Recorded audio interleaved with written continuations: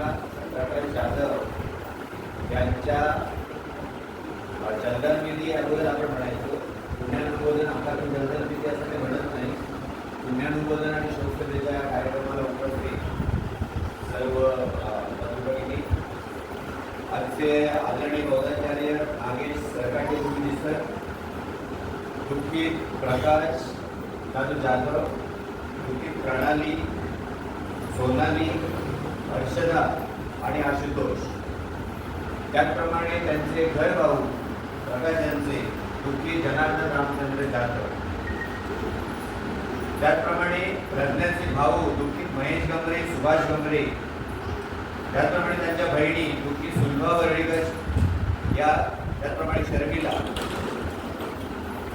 या सर्वांमध्ये पुन्हा दुःखिता म्हणजे त्या प्रज्ञाची मातोश्री अजूनही हयात आहे, शशिकला लक्ष्मण गमरे, दुःखित योगेशी गमरे, योगिता उगवेकर, ज्योत्स्ना कोटमळेकर सावर्डेकर, स्मिता कोपरेकर, दुःखित कुडलकर बौद्ध भावकी, दुःखित कळमटकर बौद्ध भावकी आणि कळमटकर भावकीचे आज प्रमुख नसलेले अध्यक्ष दीपक गमरे साहेब आणि सेक्रेटरी योगेश गमरे साहेब, दुःखित आप्त गणगोत्र नातेवाईक आणि मित्र परिवार.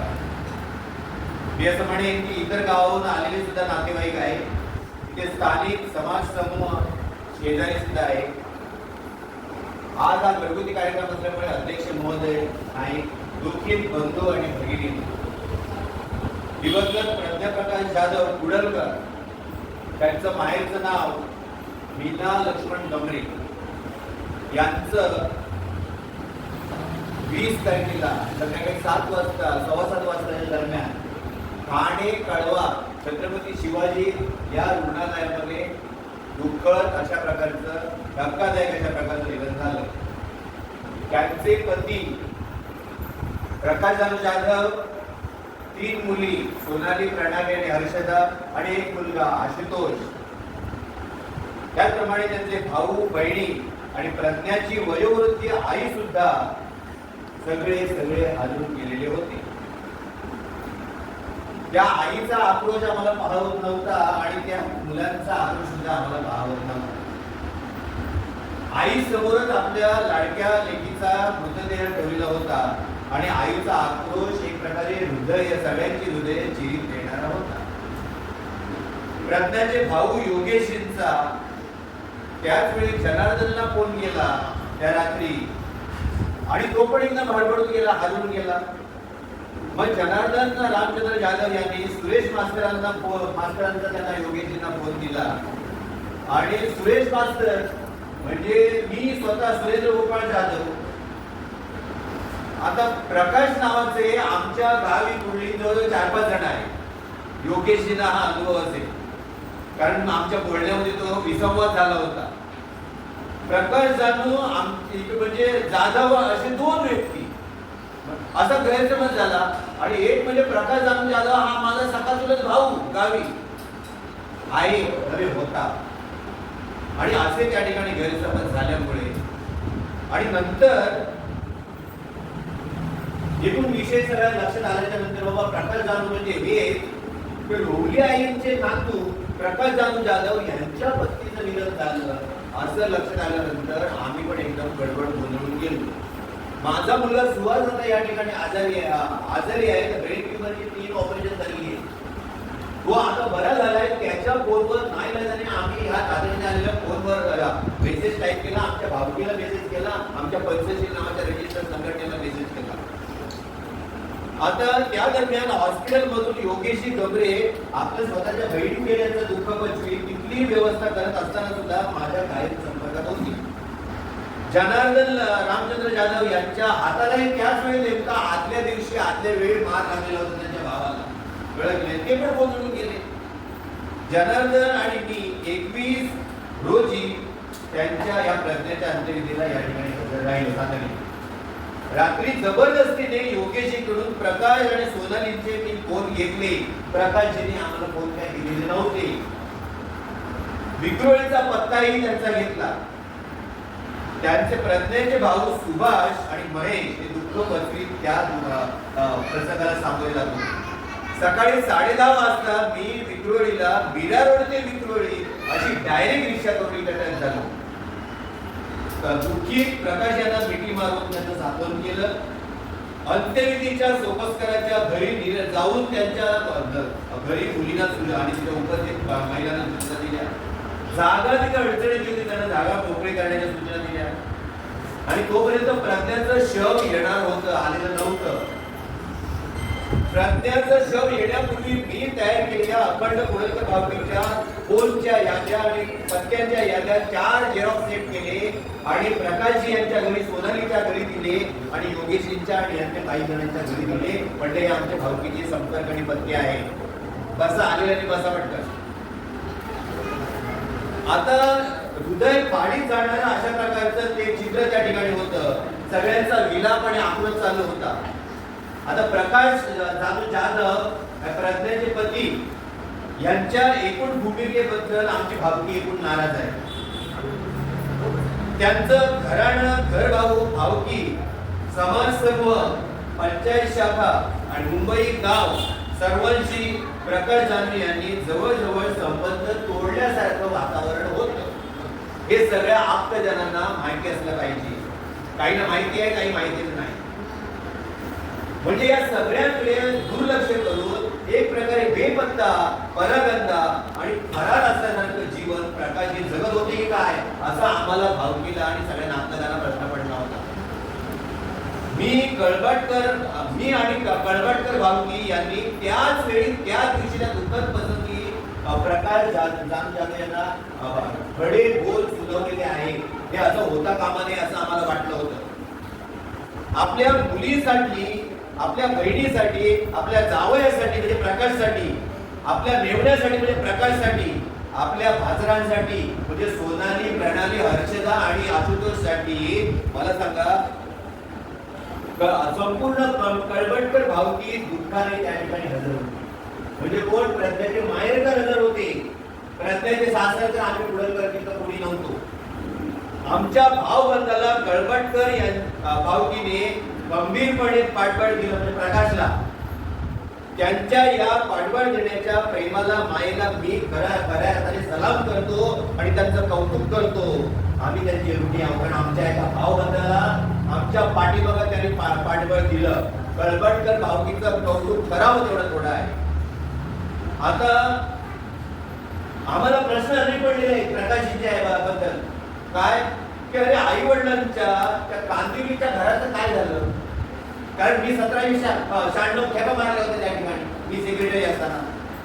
नवीन घर घेतलं की नाही? भाड्याने का राहता? तुमच्या गावचं स्वतःचं वाडवडिलांचं घर आहे, त्या गावचं घर तुम्ही कधी बांधणार? बीएमसीची नोकरी तुम्हाला मिळाली, ती सुद्धा वडिलांच्यामुळे मिळालेली आहे, वडिलांची कृपा आहे. आजारामध्ये या प्रज्ञाला आणि तिच्या अंत्यविधीपर्यंत आणि आता पुण्यबोधनाच्या पर्यंत तुम्ही मेवड्यांकडे, सासरवाडी म्हणजे कळवटकरांकडे, विक्रोळीलाच प्रज्ञाला आणून का टाकली? असे आमचे काही लोकांचे प्रश्न आहेत. कळलं की नाही? सासू सासरे आणि मेवड्यांनी तुम्हाला किती काळ आणि किती वेळ सांभाळायचं? कळलं की नाही? त्यांच्यावरच सगळं ढकलायचं, तर मग तुमची स्वतःची जीवनाची कर्तव्यकारी काय, असा आम्हाला पुढलकरांना एक प्रकारचा प्रश्न पडलेला आहे. कळलं की नाही? तुमचे दोष सहन करीत करीत या प्रज्ञाने ज्योतीप्रमाणे या प्रकाशाला प्रकाश पुरवलेला आहे. तीन मुली आणि एका मुलग्याला जन्म दिलेला आहे आणि तुमच्या जीवनाची बाग फुलवलेली आहे. तिला तुम्ही काय दिलं? त्यातल्या सुखदायक म्हणजे सोनाली 12वी पर्यंत शिकली अशी मला बाहेर माहिती मिळाली. प्रणाली काय 12वी पर्यंत आहे, हर्षला काही 12वी पर्यंत आहे आणि हा मुलगा नंतर एकचे काय तो जवळजवळ ग्रॅज्युएट झाल्याचं कळलं ना. एवढ्या सगळ्या व्यवहार प्रपंचाच्या हेडसाठी मध्ये ती मुलं तरी बऱ्यापैकी शिकली, याचा आम्हाला थोडं तरी समाधान आहे. कळलं की नाही? हे ऐकण्यासारखं एकच सुख या ठिकाणी मला जाणवलं. आता मुलांचा जन्म आणि जडणघडण शिक्षणामध्ये प्रज्ञा काय दिवंगत प्रज्ञाचा प्रकाश यांनी केलेला आहे, पण त्याचा मोठा वाटा आहे. कळलं की नाही? स्त्रीच्या एकूण जर आपण पाहिलं तर स्त्रीच्या किंवा महिलेच्या नैतिकता, त्याग, समर्पण आणि कृतज्ञता, प्रेम, आपुलकी, सद्भावना, जिव्हाळा आणि मातृत्वावरच दुनियेतल्या सर्व पुरुषांचे व्यवहार, प्रपंच, संसार, कुटुंब, परिवार उभे आहे. हे कोणी नाकारता कामा नये. आणि त्यातलीच प्रज्ञा ही समर्पित भावनेने प्रकाशला समर्पित जीवन समर्पित केलेली ही मुलगी आमची निघून गेलेली आहे. याचं वाईट वाटतंय, याचं दुःख वाटतंय आम्हाला. प्रज्ञाने तशा प्रकारचे प्रयत्न केले होते.